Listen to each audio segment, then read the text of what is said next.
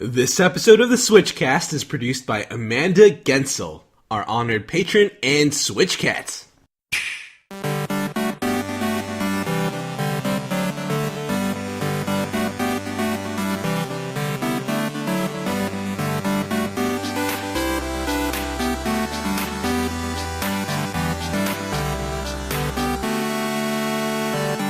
Hi everybody, I'm Keith S. I'm Justin V. And this is the SwitchCast, the podcast for the Nintendo Switch visionaries. And we have an amazing podcast for you this week. We have lots of games to review, we have some news to run down, and we have a great community pulse filled with some fun ideas that we ask you to write us in for. But how has your week been, Mr. JV?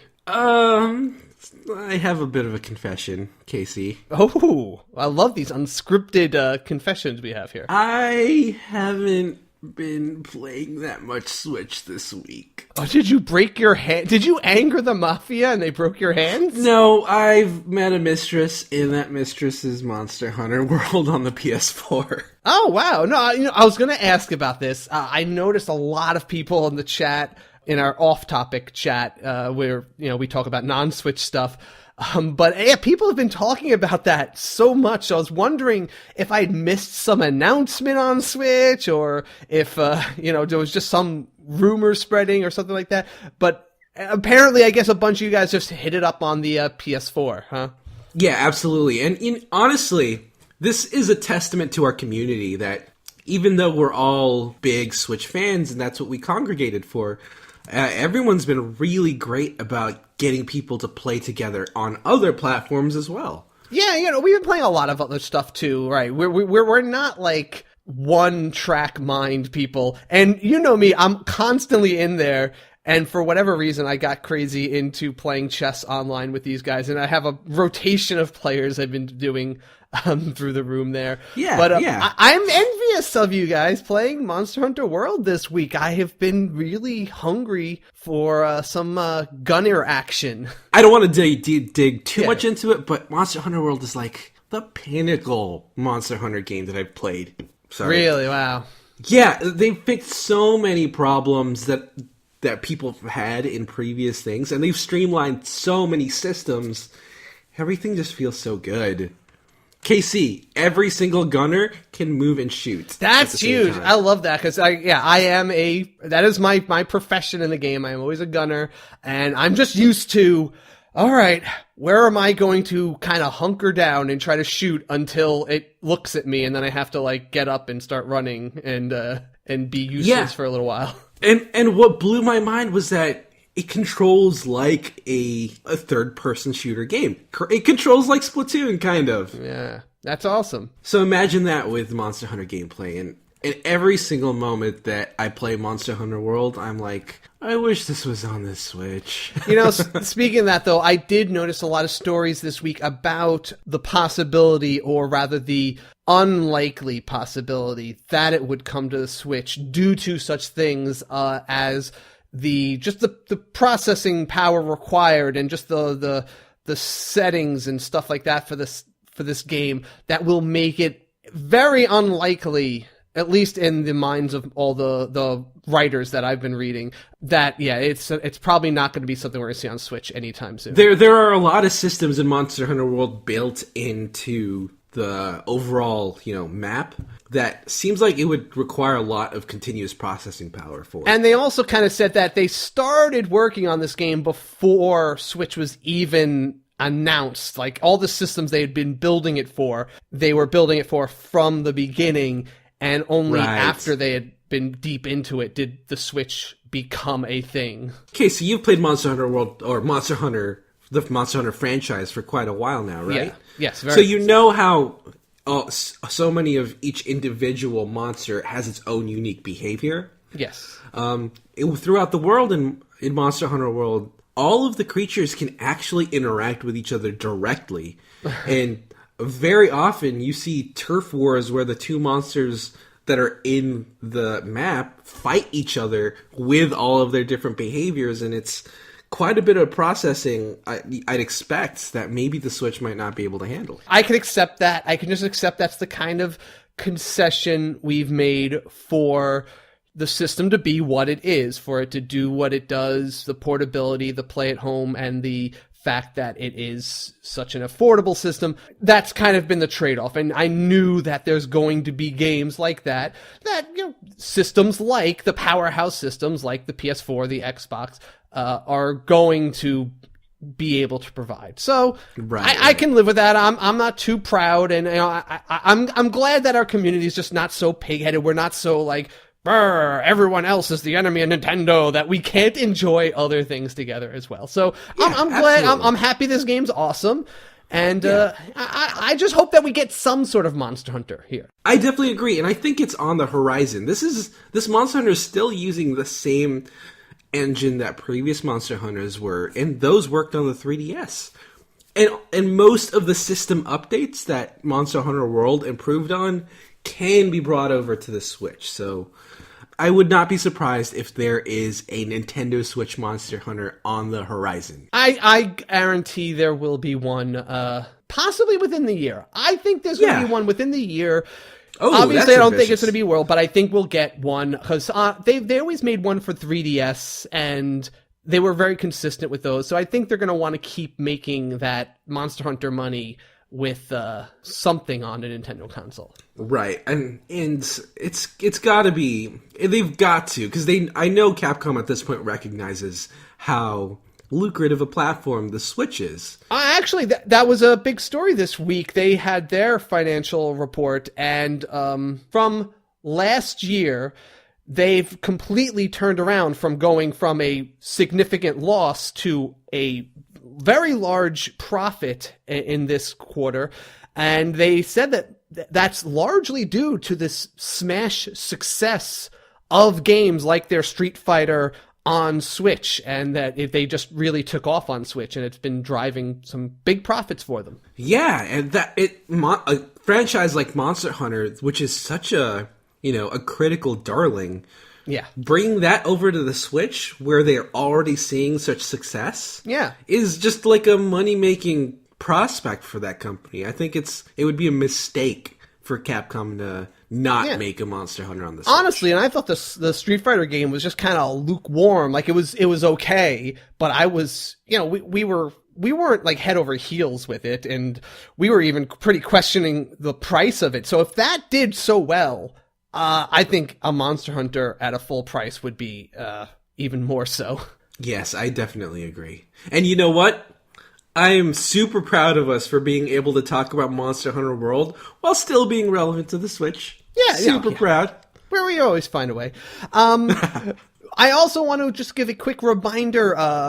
I mentioned this last week, but our friend on Discord, Sun Worshipper, he has a contest he's been running, and it's still going on, I believe, until the 15th, so you have another week or two if you want to submit.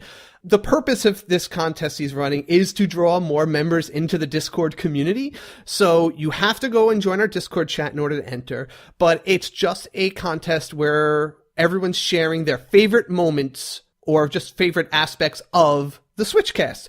And so just go in there and you can find his username. He's at Sun Worshipper, and you can just send him a message saying, hey, my favorite moment is when Casey drank the poison wine and passed out for half an hour. Something like that. Oh yeah, that was my favorite moment too, I have to say. Right. I didn't see you switch the cups, when I looked around and then afterwards you told me you poisoned both cups. That's you're so good. Thought you got him. But yeah, so join the Discord chat and submit, and I forget what he's even upped the prizes from those custom controllers, the custom Joy-Cons he offered. I believe he said he's even upped the prize in case that you're really interested now. Yeah, so apparently for every 20 entries that we have, he's going to up the pot with an additional controller. So crazy. Yeah. Join and keep it up. Yeah, and I'm going to read some of our favorites on the podcast after it's over, so I definitely look forward to reading what your favorite moments are. Yeah, absolutely. All right, I already gave the show rundown, so why don't we just go right into the game time? All right, let's do it.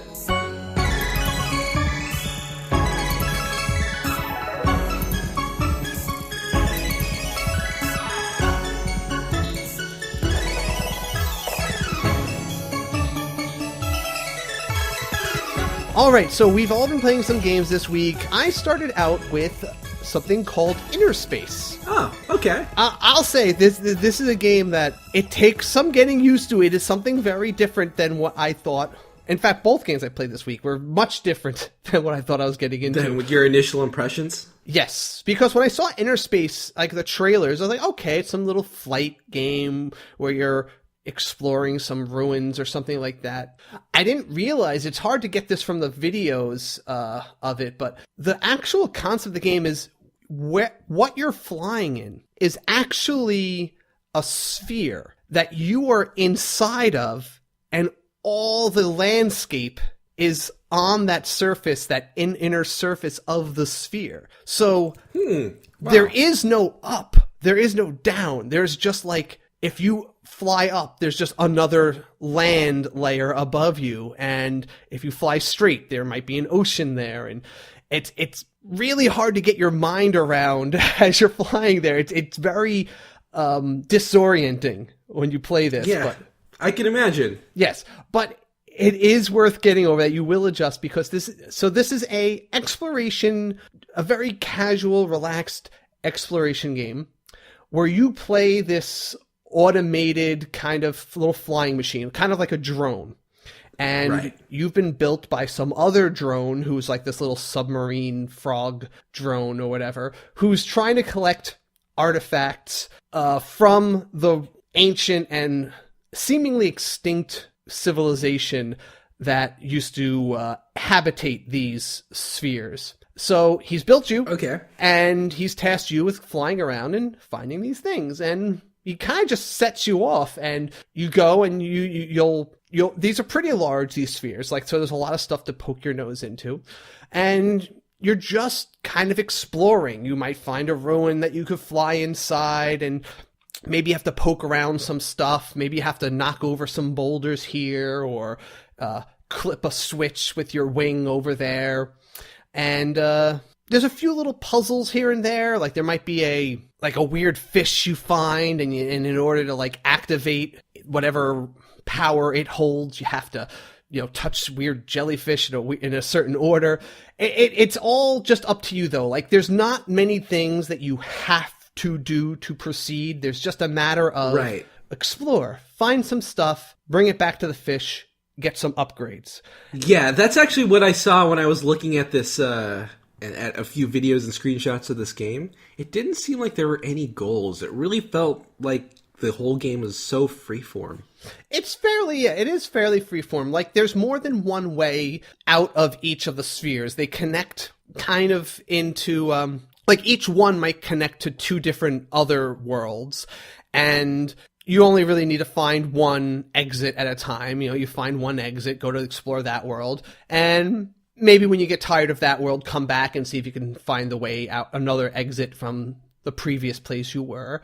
But there is a little bit of a storyline here in that you are trying to uncover what happened to the civilization that created the two of you guys, and what's this power of wind they keep talking about. That's the thing that you use. Like that's a bit of a mystery. Yeah, it's kind of the mystery is what happened to them, and even what is this wind power that you're using that powers yourself and all the other stuff you do. The upgrades that you unlock as you get some of these things are pretty cool. So they're not just simple things like, fly faster or turn better. You do get the ability to dive underwater and kind of go into submarine mode, which is pretty cool. It's really also weird because again, there's no up or down, so you might be floating around and you don't realize that the waves are underneath you. Like the surface of the water is below you, and it's just very trippy. You also never stop moving really in the game. It can be difficult, but I think that's part of the challenge, is that you're always moving forward, and only rarely do you find these little points called perches where you can actually stop and just like, okay, let me look around. Where am I going? Am I turning right? You need those to orient, especially when you're like inside a building and you need to like figure out where you're going next. You are invincible. So there is no, messed up, I crashed into the wall, I gotta start over or something. Like you're even if you start flying into walls and just bumping around, you're going to be fine. You are invincible. It's just that you get very disoriented when you crash into stuff too much. Yeah. Okay. I like looking at the game. I definitely can see how much I appreciate the color scheme, but a lot of it seems very similar and all blends together. And it seems like it might be disorienting in that way. I guess so. I mean, the worlds are not... Like, the art style is rather simplistic. It's colorful, but yes, it is simplistic. I do like it. I think if it was too complex, it might be even more disorienting as you're trying to find your way around. But at the same time, it's hard to identify the landmarks. So when you're spinning around inside here, it's like, wait, is that the building I was just inside? Or is that another building on the other side of this planet? I really don't know. I really have a hard time catching my bearings, so not being able to identify things clearly can be another bit of a hiccup. But I didn't find it too hard to do. You do adjust over time. Okay. And again, there's no pressure. So you know what? If you don't find things right away, there's really nothing. Like, you can fly in any direction in these spheres. And there's something to like, you might find a tunnel that way. You might decide, I'm going to cut these wires with my wings and see what happens. And whatever direction you go in, there's something. So it's not really that important that you go where you want, but it's a little bit of a double-edged sword, that relaxation. Yeah, okay. Because you can feel like, all right, what do I want to do now? I don't know if I've done this before or not.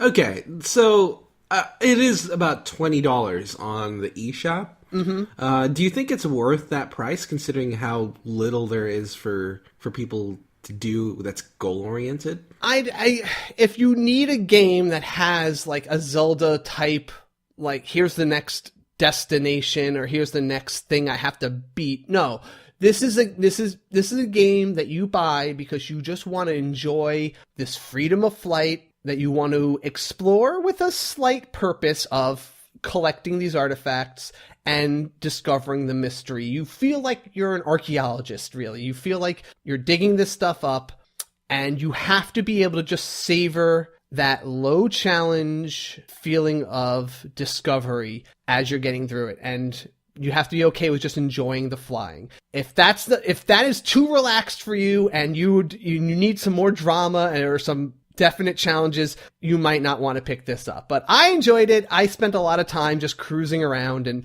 not caring about where I go, but I always found something wherever I did go. And I thought that was pretty cool. All right, okay. So it is a thumbs up for me. It is a thumbs up. Very few games we review are not with a caveat. You know, I think every game we review is for certain people more than others. I will say this is definitely one that might be for a smaller audience, but I think people like me will enjoy it. Okay. All right.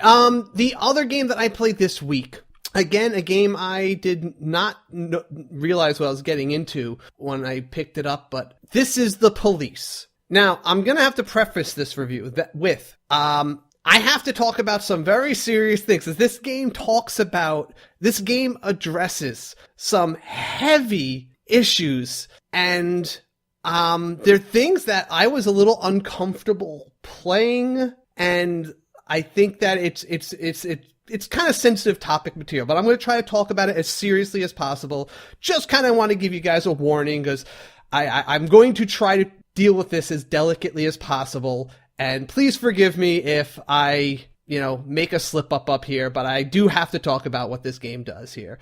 Yeah, so This is The Police is a game about you are this police chief in just a horrible, horrible city of like just bad, irredeemable people pretty much everywhere. Though apparently you're like this one like good guy who's actually managed to somehow climb the ladder, and you are the police chief.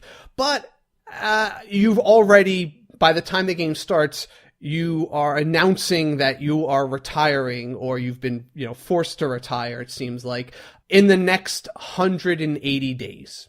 In that time, you're instructed by the mayor, basically, just keep your nose clean, just do your job normally, don't make any waves, and just retire, and just live out your life, all right?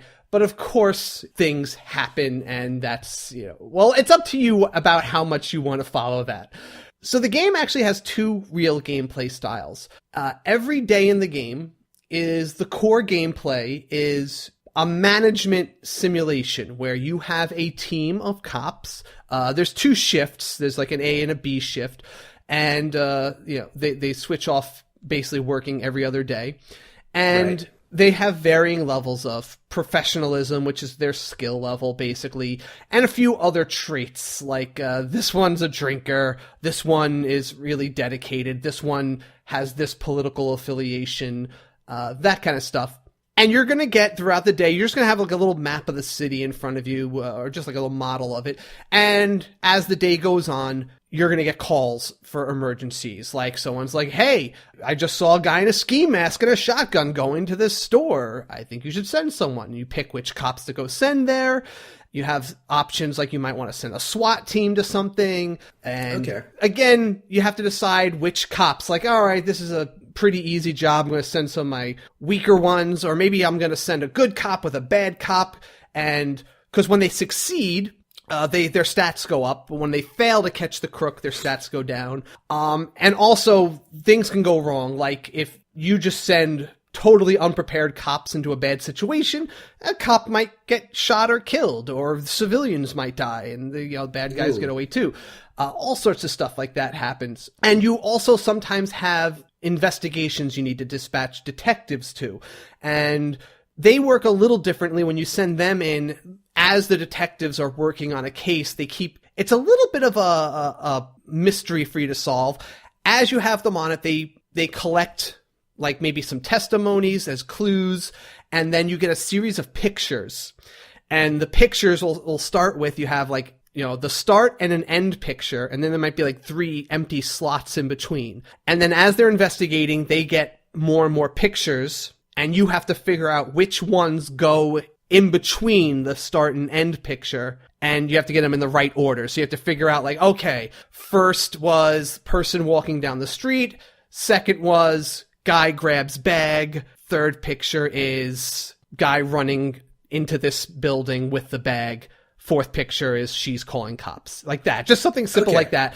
But maybe one of the testimonies was like, oh yeah, and then he dropped the bag in a garbage pail. And you have to like, oh, I need a picture of him dropping the bag in a garbage pail that goes somewhere in the middle there. And whatever, so you have to figure it out. It's not too complicated, and then you catch guys, and you might turn, people you catch that way into informants, and there's a whole system of that. You can make requests to the mayor for stuff.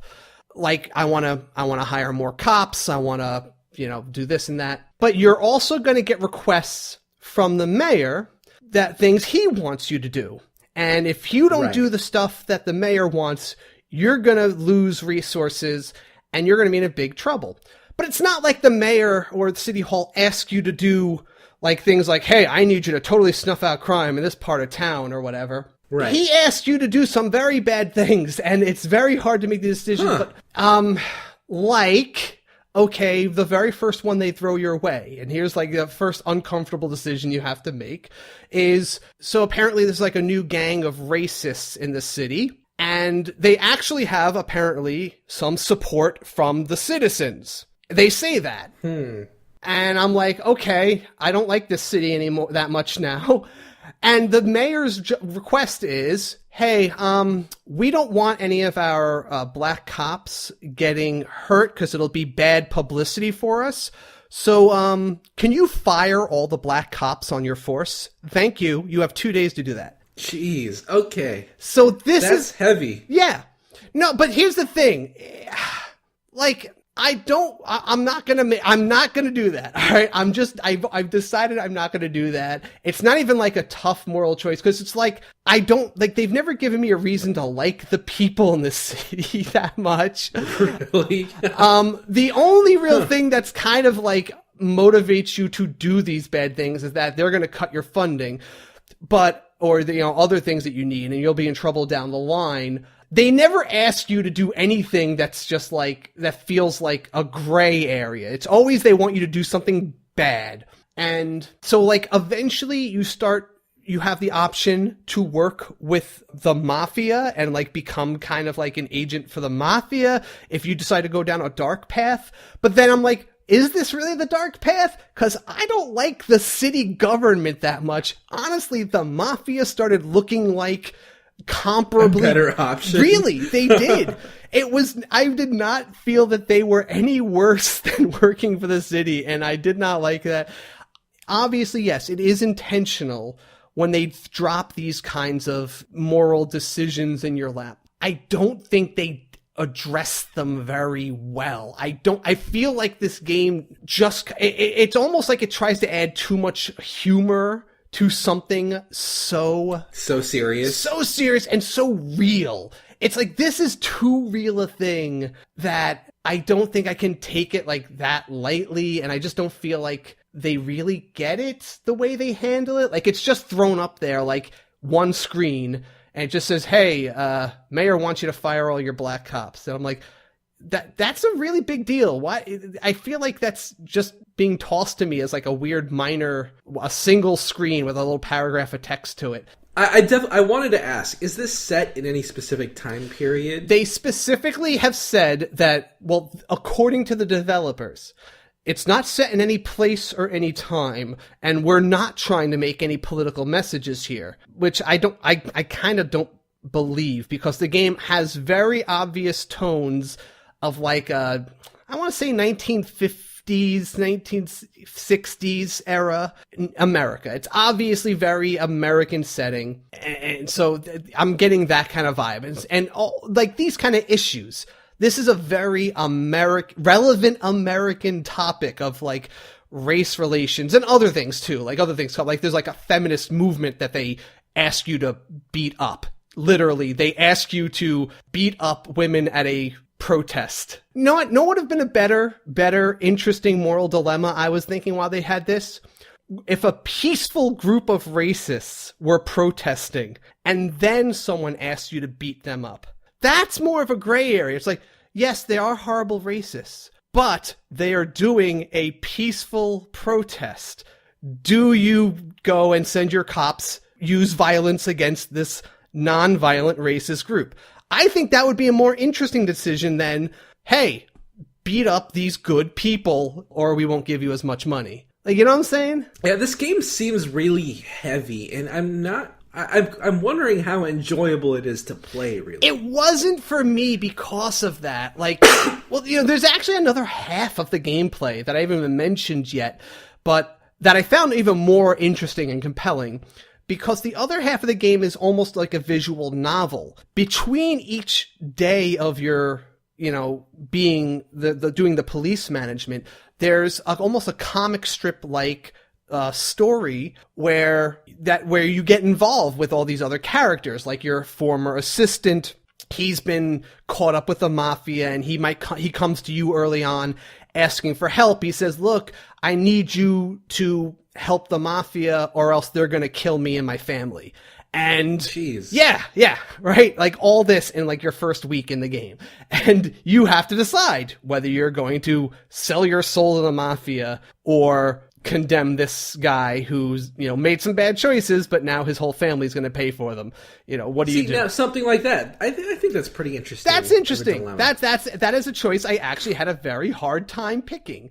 And I was like, all right, I will have to think about that. And I was interested in how both choices affect the story down the line. Right. And they do. And your choices in that mode affect what resources you have or what sources of income you have in the game. And you have this goal of trying to make $500,000 before your retirement. So helping out the mafia might be a nice way to make some money on the side. And again, it might actually augment your funds when you're ticking off City Hall because you're not being a bully that they want you to be.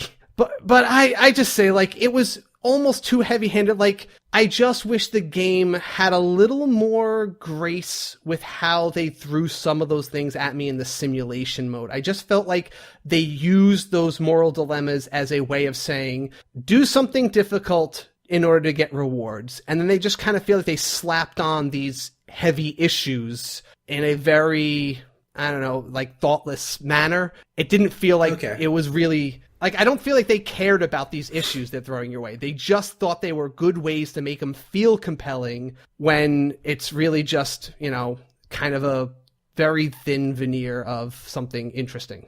Okay, all right. The game is good. I do think it's a good game, but it's just I'm just not comfortable playing it most of the time, and I just don't like any of my choices, and I don't feel happy because when I don't do these things, I'm playing the game at such a disadvantage when I'm trying to be a good guy that I'm just like, I just don't want to go forward with this anymore. I don't want to do anything for anybody in this game. I just want to retire.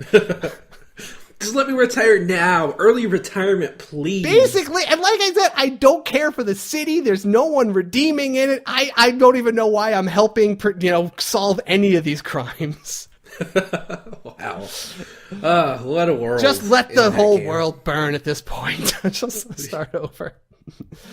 The game is $30 on the eShop, and I think there's even a physical copy you could get. Yes, I have the do you physical say copy. That it would be worth it, and who would you recommend this to? If you like the narrative of it, you like that kind of noir story and real grizzled cops. It has really good voice acting, too. In fact, the police chief himself is the voice of Duke Nukem, and he does a really good job here. He's very gruff. It uses lots of strong language. I mean, the game delivers the acting real well. And if you're gonna, so it's like John St. John actually. Yeah. Is it recognizably him? It doesn't sound like Duke Nukem, but it just sounds like he's a good voice actor doing this grizzled old cop kind of thing. Gotcha. Cool. I think that if you want it for that half of the gameplay, you might just look at the simulation half of it as just kind of like the busy work or the way you witness the effects of your choices in the story mode. That's how I looked at it, and that's where I got the most joy out of it. Looking at it as a visual novel or choose your own adventure book with this mini game that shows you the consequences of your actions. Okay. Regardless of how this was portrayed, I do feel like gaming in general should explore this type of gameplay more. Heavy game. Yeah, heavy game. A little too heavy for what especially after coming off of Inner Space, and I'm just all relaxed, and I'm thinking all fun, optimistic stuff, and then I'm dealing with this kind of issues. Not in the mood. All right, news rundown? Yeah, let's do it. Let's go.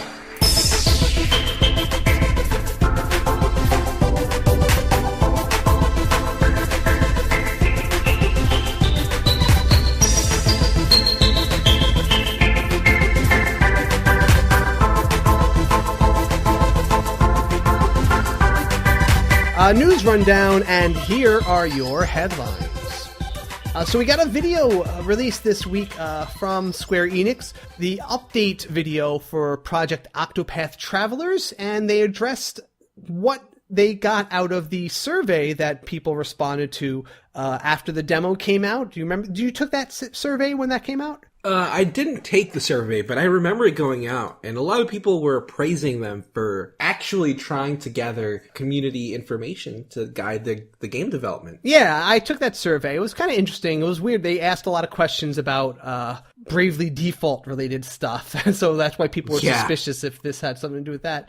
But 45,000 people responded to that survey, and they just kind of wanted to run down a few of the things that they already added to the game based on that.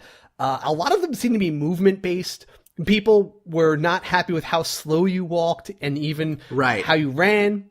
So they added in not only the ability to just run by using the joystick, pointing the joystick, in the if the joystick is fully pushed in one direction, you automatically run now. But they also added the ability to run faster if you do that and hold the B button down.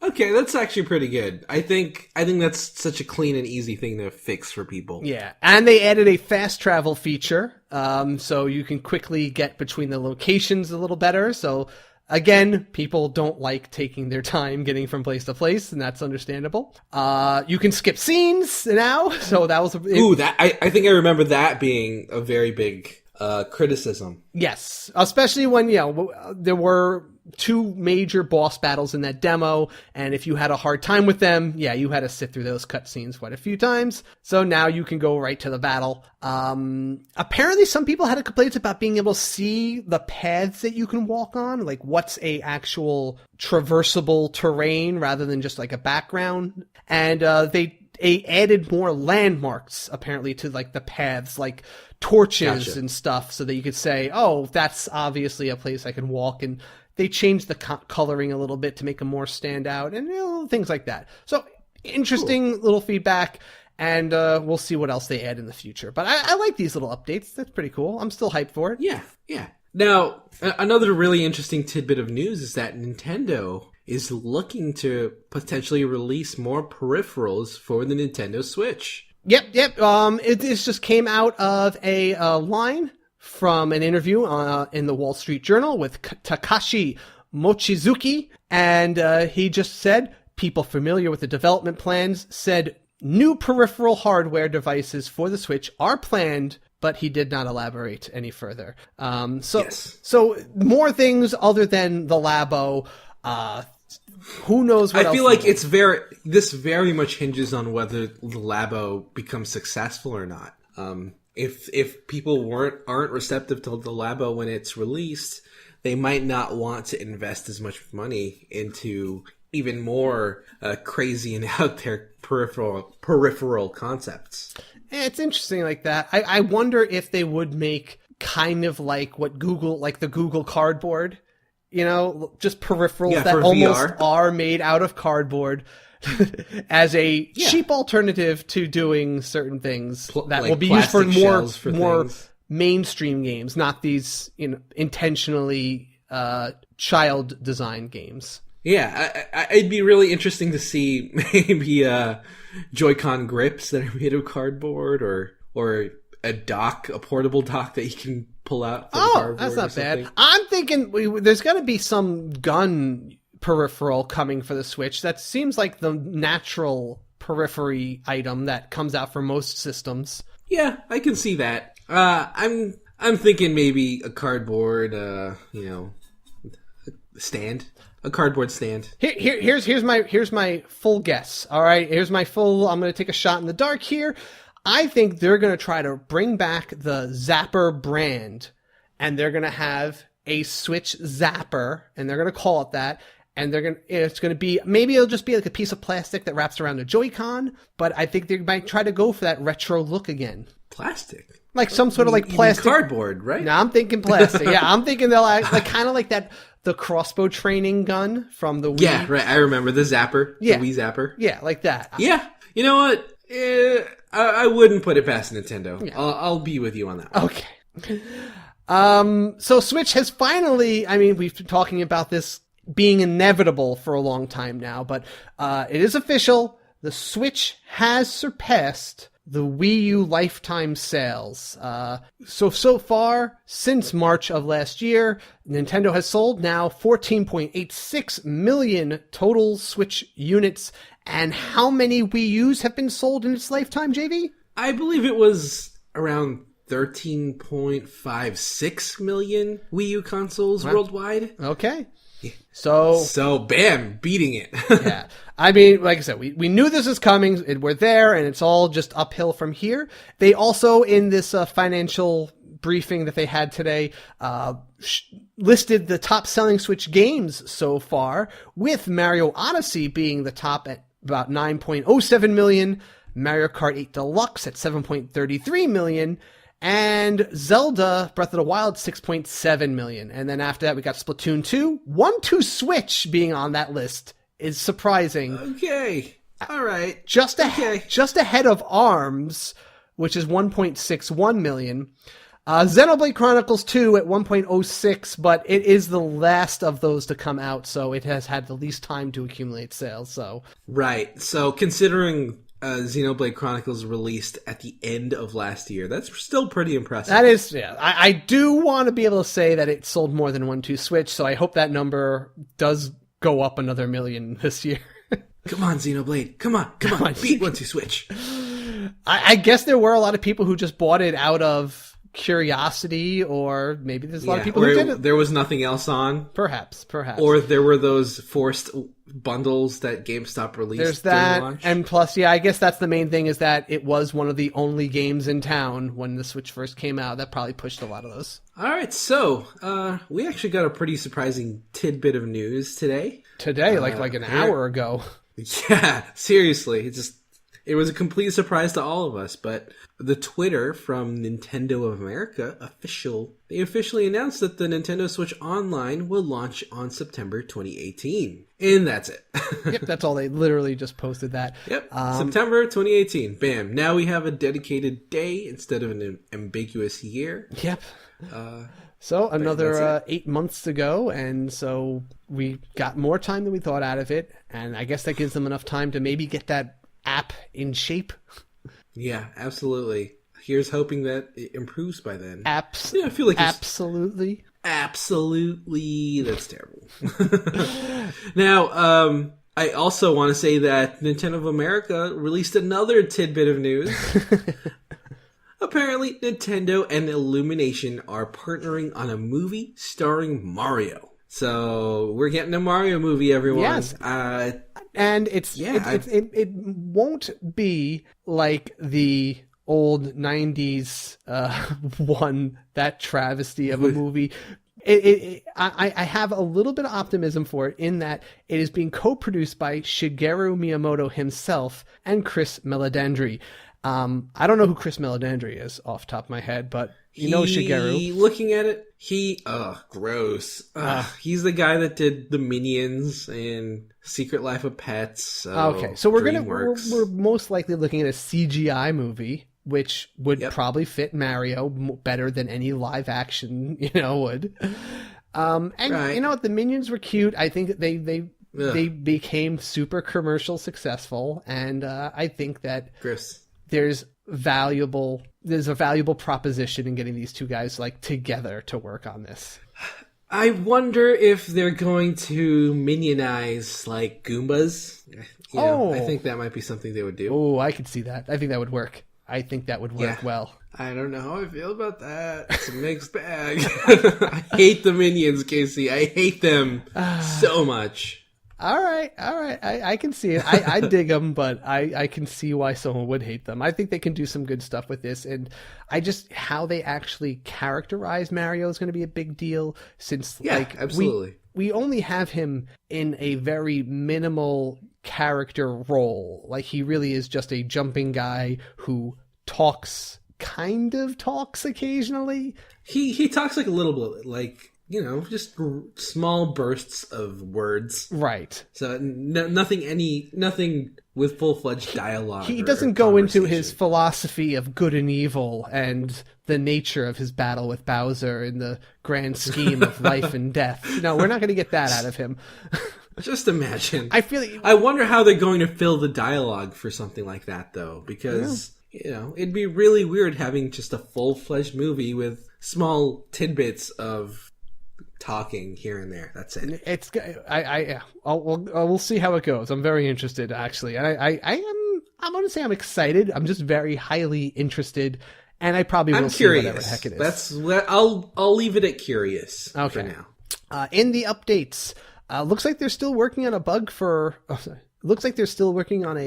fix for Rhyme on the Switch. Yeah, so it looks like they are working to patch some of the performance issues that were happening. They were checking to see if there are any assets they can optimize on the Switch, maybe replace a few assets to make it easier for the system to render. It looks like that's something that Rhyme needed, because if you recall my review from a while back, I enjoyed the fundamental game, but there were a lot of buggy situations that kind of hampered the experience. So it's good that they're considering this on the Switch. Right, because at the time it sounded like, I think you told us that they were not going to do this. They were not even bothering to look into such a patch. I mean, it's taken them long enough that I think most of the people who own the game are already over it, or they're just whatever, forget it. I'm over it. They're just they don't care. But I mean, if they do release it, it could mean that a new wave of people will take a look at this game. Right, exactly. Tiny Metal is getting an update with a bunch of new maps, including 3 new skirmish maps. There is also some UI improvements, and what else did they add to this here? Oh, just some balance fixes for the multiplayer matches there, and some bug fixes and tweaks. So that's worth downloading, and, we've been following this game because we're all avid fans of the Advance Wars style game. So I do hope this game turns out all right. Rapid Blaster Deco Gun for Splatoon 2 came out last weekend. Yep, it looks pretty cool. It is a pretty standard blaster. It has the sub-weapon of a suction bomb and a special of an inkjet. So, adding more tools to your arsenal.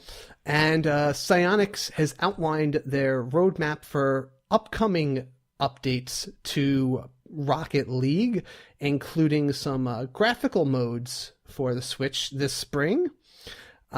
Which is great. I love that they're doing this. Just like with Rhyme, some people had a couple of hang-ups with the performance issues on Rocket League for the Switch. Yeah. I'm glad that Psyonix recognizes that the Switch is a wonderful platform for Rocket League and that they want to make it up to par with all the other consoles and the PC. Yeah.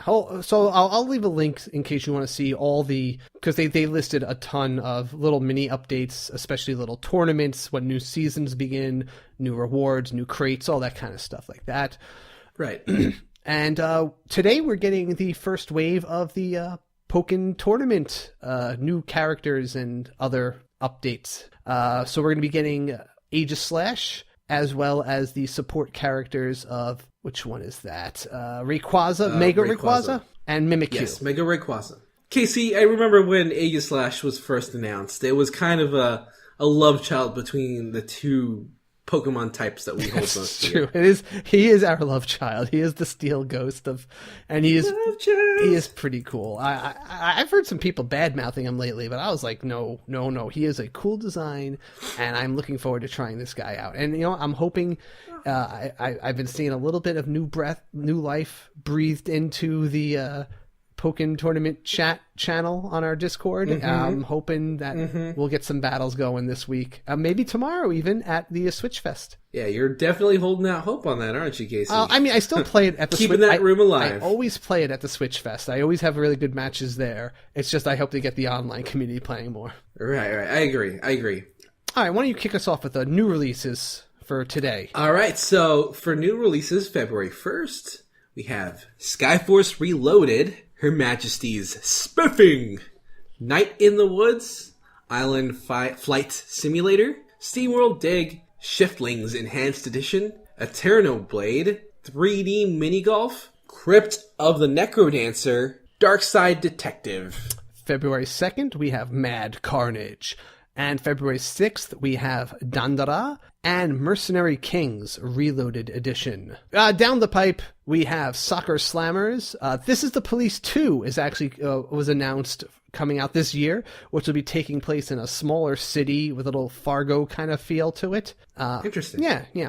Pixark. This is a kind of a Minecraft team survival game. It looks like a little more adventure themed. So this is actually a spin-off of the Ark Survival Evolved survival game. Do you remember Ark? Have you heard about Ark before? I think we mentioned it because we saw that in before this game was announced. We had seen that this developer was working on a version of Ark for Switch. So I seen trailers of the old game when I heard about that. Yeah. So this is the pixel version of Ark. Which is interesting because Ark Survival Evolved isn't even technically out into completion yet. So interesting. It's interesting for sure.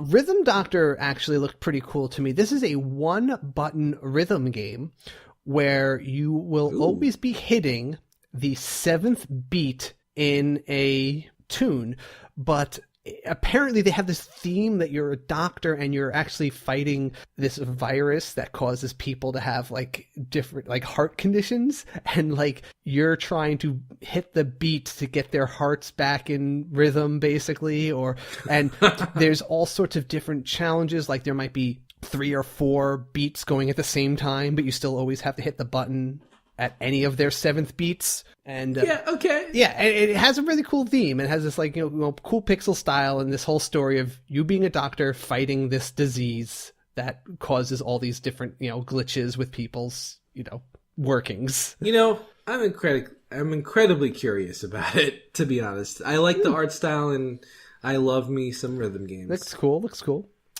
Now, there's another release that's coming out this summer, Hotel Transylvania 3 Summer Vacation. Pretty fitting. The Long Reach. This is a horror survival game, a little psychological thing, coming out in March 14th. And I like this because this reminds me heavily of a game I never got to play that came out on the Vita called Lone Survivor. Ah, right. I remember this back in TPP days. Yes, right. And I never really got to play that, but this kind of has that same feel of this post-apocalyptic world, or maybe it's just a city, but people are just going crazy and everyone's a possible psychopath trying to kill you. It looks very, very unsettling. I like it. Yeah. Flint Hook also looks really cool. This is a cool, it looks, it's a arena platformer where you have to, you're swinging from hooks and you're shooting bosses and monsters as you fly around these rooms in a cool style. That's coming out this year. Yeah, I really dig the art style for this, and the hook mechanic reminds me of Bionic Commando. Yeah, do you remember kind of like that, yeah. It's just, it looks very smooth, like constantly hooking on everything. Hello Kitty Cruisers. Oh, totally. Ooh, killer app. It's going to come out on spring. Yep. This is totally a Mario Kart killer, Casey. I bet.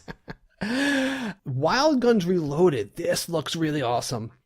This is a Super Nintendo game that I never even heard of, apparently. Oh, yeah. I mean, that happens. It kind of looks like those scenes, like if you ever played Contra, and there was those stages where it was over the shoulder, like between... Right, where you're on the background, or you're on the foreground, and you're supposed to shoot at the target in the background. Yeah, like that. And it's pretty cool. It looks like up to, there's multiplayer and you're all shooting at guys in the background. So it's a cool perspective and has this, it looks like a Super Nintendo style graphics went at the height of Super Nintendo graphics when people really learned how to make things look sweet on there. Yeah, absolutely. And Torkel.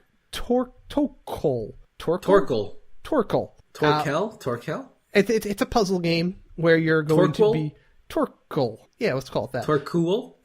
It's a puzzle game where you're a dude in a box and you have to use torque to move yourself through it by... It's hard to explain. You can make any end of your box extend, and either the weight of it or the way you push or get torque from the levers you create out of your box to get over pits and stuff. I'll link a video because I can't even explain how this goes. It's a pretty novel idea, to be honest. Mm-hmm. It's very minimalistic, it seems. Yeah. So we'll see how much there is to it. Torquil. Let's go into the community puzzle. All right.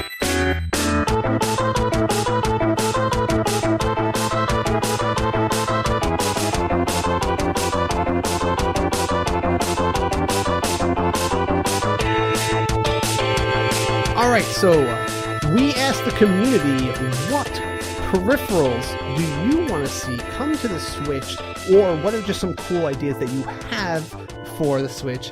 And this is because we got that news story this week about them working on them, so we want to hear, what do you want to see? And JV, why don't you read one or two of these off? Oh, okay. So to start us off, I definitely want to start with Lawson Culver. He said, I would like to see an officially supported Google Cardboard-like Switch VR. So, if you guys don't know already, Google Cardboard is essentially a cardboard cutout headset that you stick your current smartphone in, and replicates the VR experience. So you don't have to spend a lot of money to replicate how VR works. It seems like it could potentially fit on the Nintendo Switch format. Who knows how that would go, though. I mean, that it almost seems like too perfect of a fit with their Labo cardboard utensils already being produced. Now, if they just were like, hey, here's a cardboard thing that you can cut out to put your Switch in and experience some VR, it seems like it's almost too easy to make happen that they would just be like, no, that's too easy to do. We have to think harder. Yeah, knowing Nintendo, it might be something they do.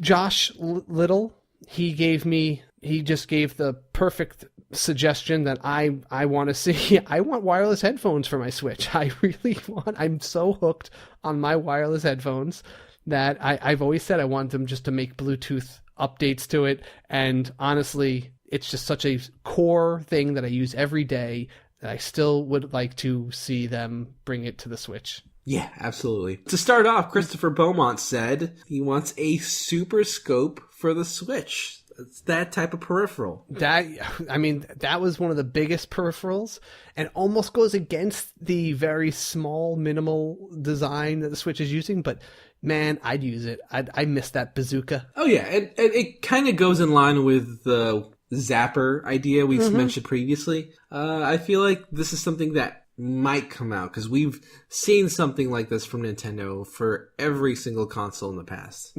Or every single Wii console in the past, and then now we're in the Switch era. Christopher Beaumont also recommended the Power Glove, but this time it actually working. I think that's a good suggestion.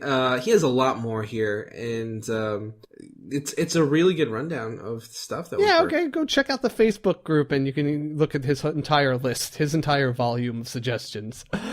Gym leader Ryan wrote to us on Twitter.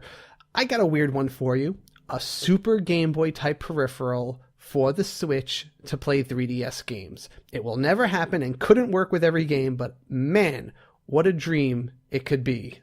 The Super Game Boy was one of my favorite inventions. I had one of those not just for playing Game Boy games on my Super Nintendo. I had one to play my Game Boy Advance games on a GameCube, I think it was. Right. And it's kind of been a tradition for Nintendo consoles, but it's to support the previous generation. Right. Or at least, support the portable generation on the console in that way. And they were pretty cool, and it worked out great. But the problem with the DS systems is that two screens are hard. There's not really a way to do that when you have to either split the TV in half some way, or if there's touch screens involved, you can't really do that on most TVs.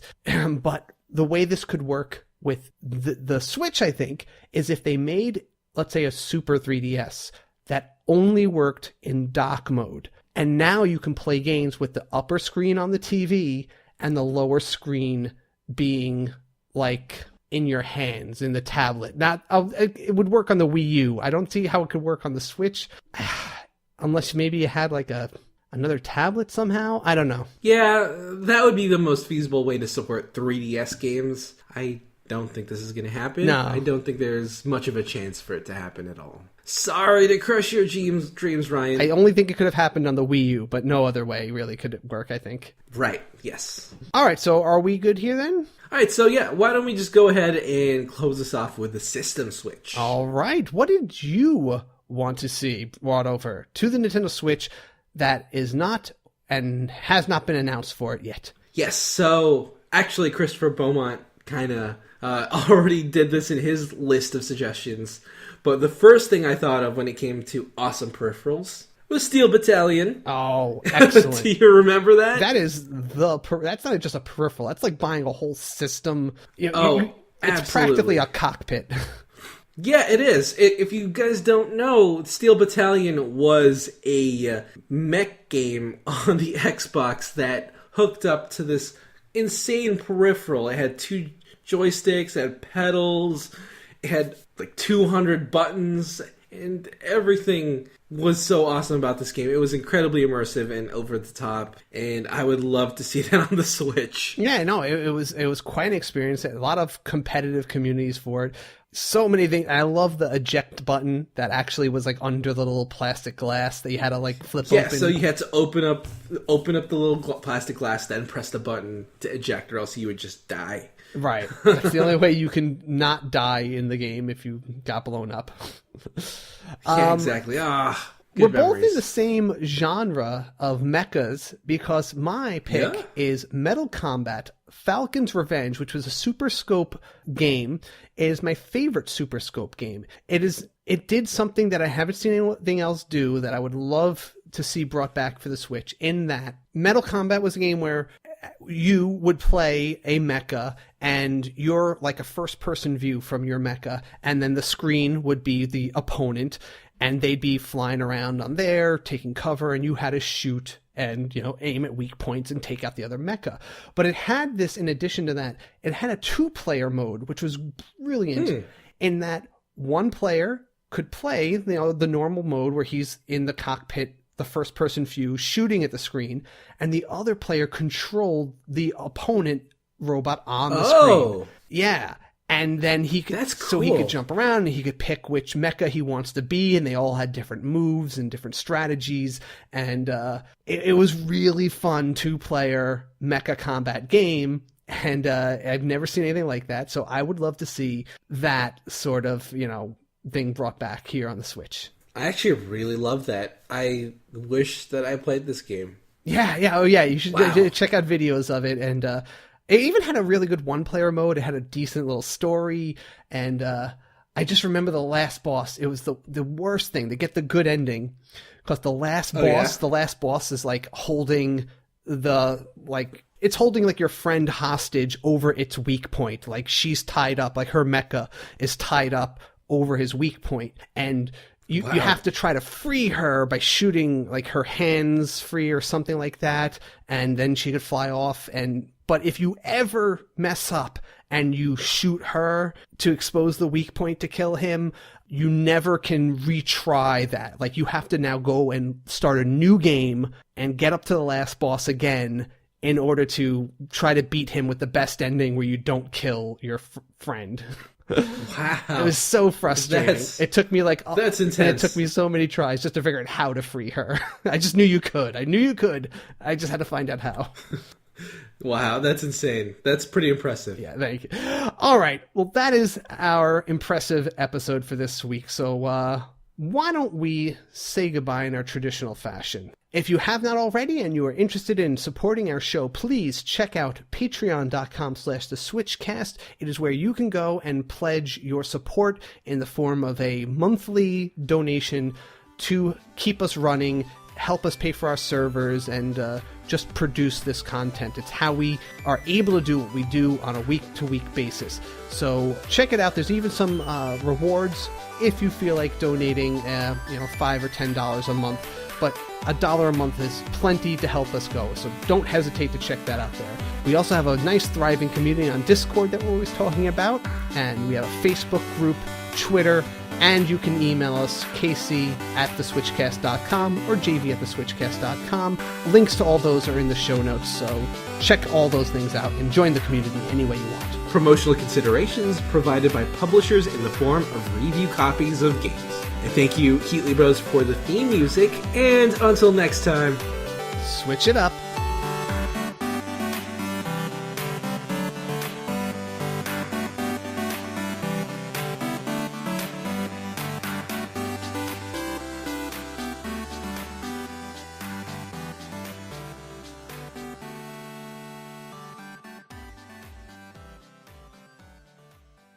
Torkel. Torkel.